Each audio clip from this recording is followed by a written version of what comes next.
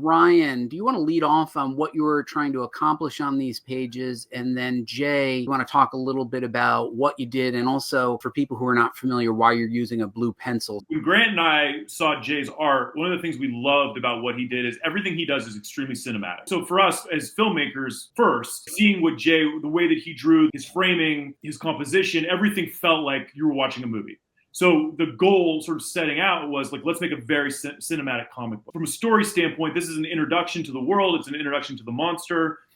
It's an introduction to the kind of storytelling that we're going to be doing. I had to learn from the get-go things like sound cues and lots of dialogue, and telling every little piece of the story doesn't work some more. But we did this a little bit differently than a lot of comics are done. We actually did the comic from start to finish together as a group.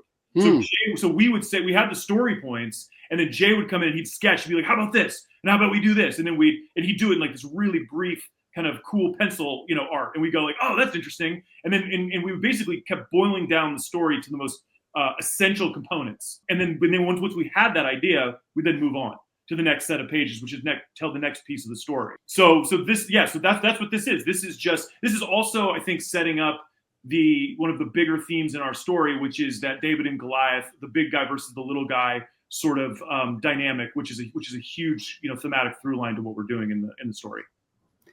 So Jay, as Ryan was mentioning, you have a very cinematic way of telling stories. Did you ever work as a storyboard artist, or are you primarily a comic artist? What's your background?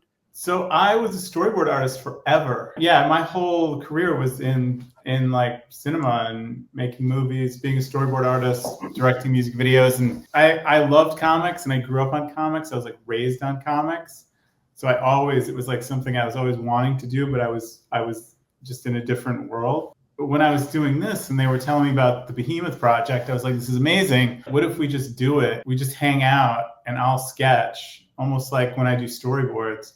And these guys had like the whole story figured out. So it was just a matter of them sitting with me, and I'd say like, all right, page 1 is, I would draw page 1. And I think what you put up, I think was the stuff I was drawing in the room with Ryan and Grant. I'd draw and they'd be like, no, that can't be like that. It's gotta be like this. And then I'd draw it like that, and they'd be like, okay, that works. And then we just sort of built on it. And it was this big hangout that I think it was like a week, just drawing and talking.